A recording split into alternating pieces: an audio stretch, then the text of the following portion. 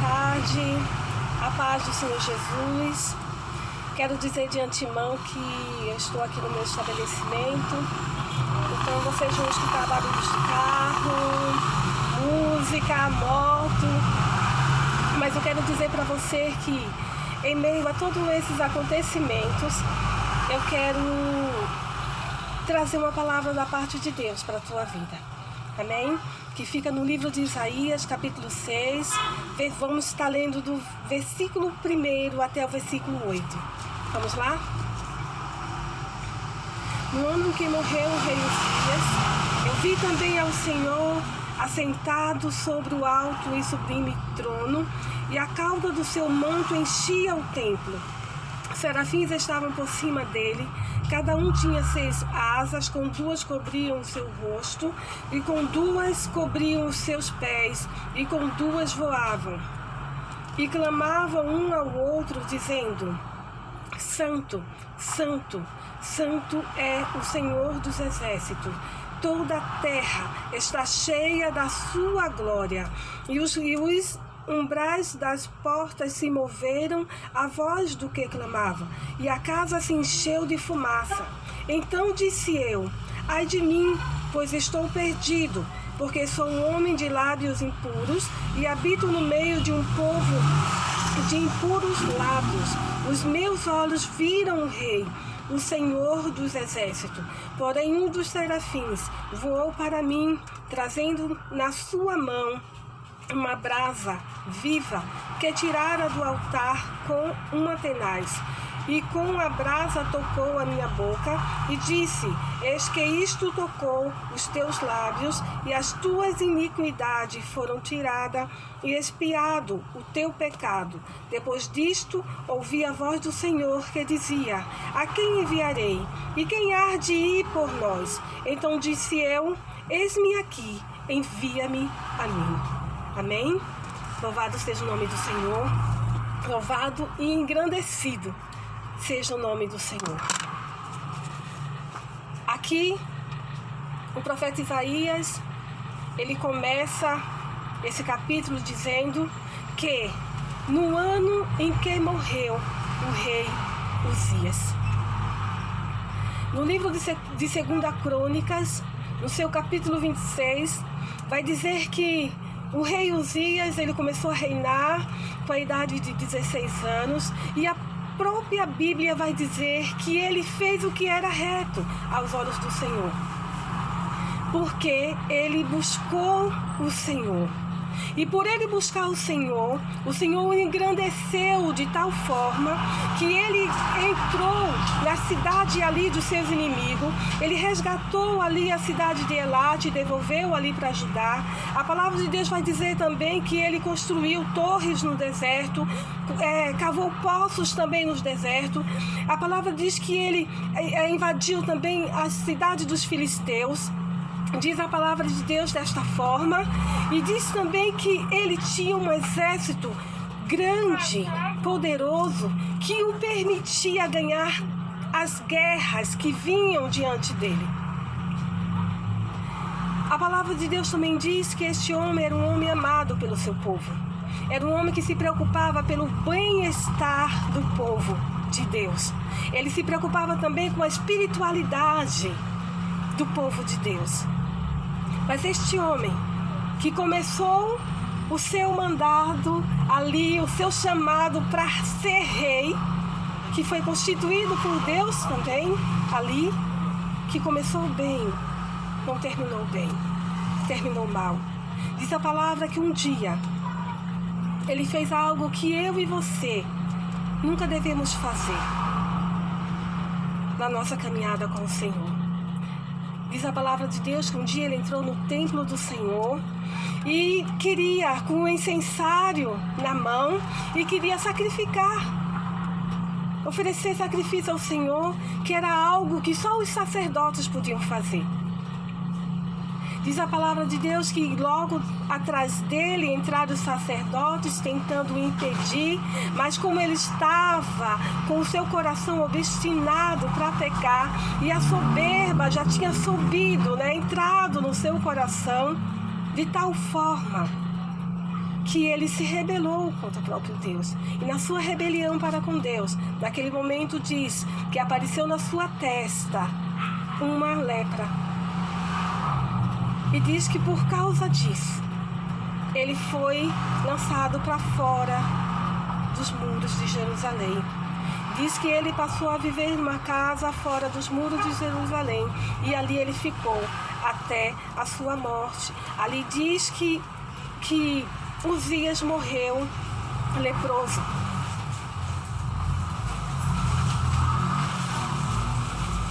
E o que nós aprendemos com essa lição, né? Que não importa a forma como você começou a caminhada com o Senhor. Hoje você pode não estar bem, mas o que importa é como você vai terminar a sua caminhada com o Senhor. A palavra de Deus diz que quando Uzias morreu, o povo, eles começaram a ficar, eu creio que veio um sentimento de desamparo para a vida do povo, porque Uzias era um rei que dava uma segurança para o povo. E diz que aquele povo, que antigamente aos seus arredores tinha respeito, que o respeitava, com a sua morte eles se levantaram contra aquela cidade. E eu vejo aqui Isaías falando, quando o rei Uzias morreu. E eu creio que esse sentimento não veio só para o povo, mas veio principalmente para Isaías, porque Isaías, ele era primo do rei. Ele perdeu primeiramente um parente e segundo também ele perdeu a proteção, porque naquele tempo ele tinha as portas do palácio abertas para poder profetizar o tempo que quisesse, porque Uzias, ele era um homem de Deus e ele ouvia a palavra. Ele se perdeu depois, mas ele era um homem de Deus. E Isaías, ele tinha regalias. Ele podia pregar, ele podia fazer o seu chamado, ele podia falar aquilo que o Senhor mandava ele falar. E eu creio que quando ele morreu, sobre ele também veio o sentimento de desamparo. Poderei eu pregar ainda da mesma forma? Nós sabemos que naquele tempo os profetas, eles eram açoitados, muitos eram decapitados, eles eram jogados nas prisões. Mas Isaías, ele tinha essa proteção por ser primo do rei, mas o rei não estava mais ali.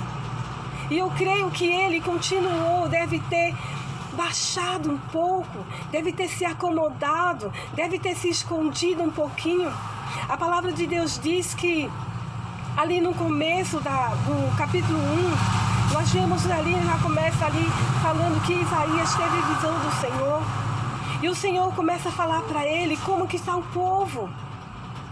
Irmãos, quando Uzias perdeu a sanidade de entrar dentro do templo e fazer o que ele não podia fazer, porque ele também já estava meio afastado da presença.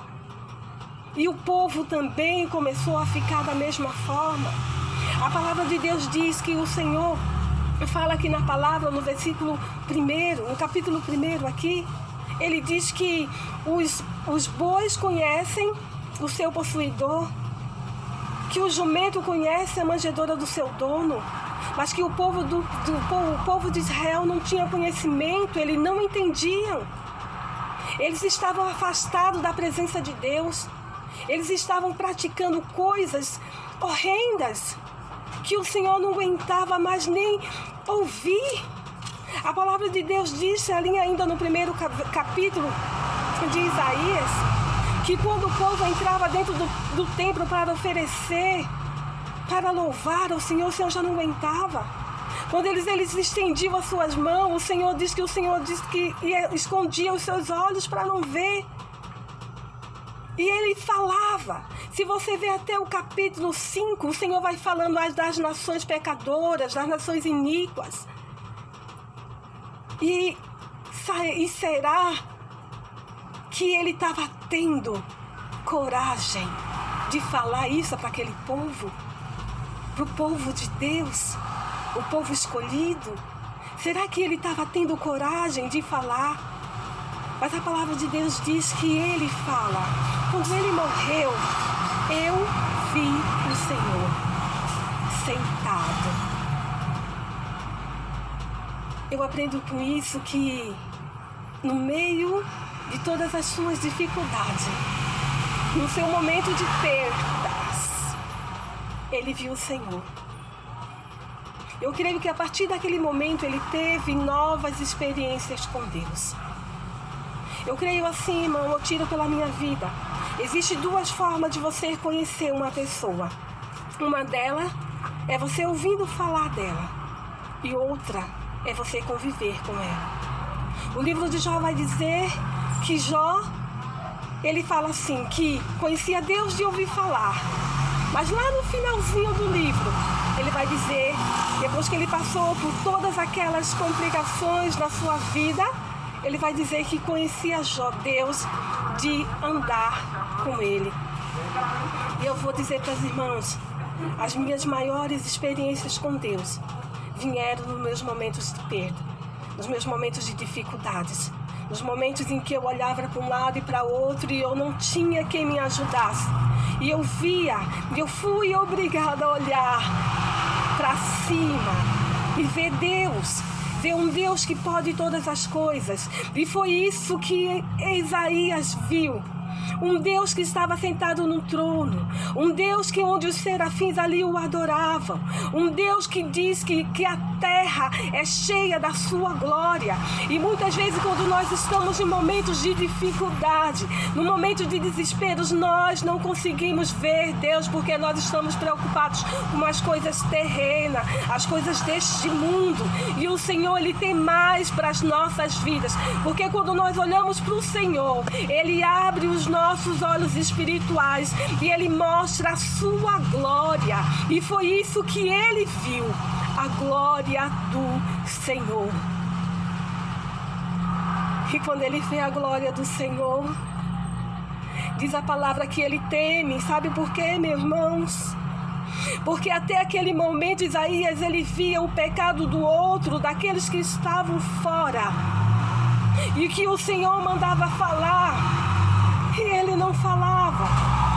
Mas quando ele viu a glória do Senhor sobre a vida dele, ele percebeu que ele era um povo igual aquele povo que ele vivia como aquele povo de lábios impuros, e vivia no meio de povos impuros também. E ele temeu, porque ele falou: ai, agora eu vou morrer. Mas o Senhor é aquele que purifica todos os nossos pecados, todas as nossas impurezas. Meu irmão, o Senhor, Ele te chamou. Hoje você pode olhar para a sua vida. Nós estamos no meio de momentos difíceis. E eu estou falando hoje para aqueles que são chamados do Senhor, que têm um chamado do Senhor. Aqueles que antes dessa pandemia toda glorificavam o nome de Deus, faziam o seu chamado, pregavam os profetas do Senhor. É difícil a gente ver hoje os profetas, aqueles que louvavam, aqueles que faziam visita nos lares, aqueles que faziam a obra. É difícil. Estão escondidos, estão em caverna. Eu creio que Isaías, ele naquele tempo, ele estava desta forma. Mas quando ele viu a glória de Deus, ele sentiu em si os seus pecados, as suas iniquidades, a sua deficiência. E ele viu que não era nada, mas o Senhor mostrou para ele que só Ele pode purificar. E quando Ele nos purifica, irmãos, Ele nos coloca de pé. Eu quero dizer para você hoje que está aí dentro da caverna, que talvez estava acomodado. Hoje o Senhor, Ele vem te dar uma chacoalhada. A palavra de Deus diz assim que se não fossem os remanescentes que Ele tinha deixado, talvez a cidade de Israel teria acabado, porque o povo pecava demais. Hoje não é diferente. Hoje o Senhor deixou remanescentes também sobre a face da terra. Aqueles remanescentes que irão fazer o vídeo do Senhor. Hoje o Senhor chamou a mim, chamou a você. Se você hoje se sente incapaz, olha, continua, olha para o Senhor. Volta a olhar para o Senhor. Para de olhar aí para o Covid. Para de olhar. Eu sei que talvez você perdeu sua casa, até você perdeu um trabalho. Você tinha um ministério ali, grande diante do Senhor, e você está deixando de lado. Não deixa não, se levanta, olha para o Senhor, porque só o Senhor é que pode todas as coisas em nossas vidas. Só Ele pode todas as coisas.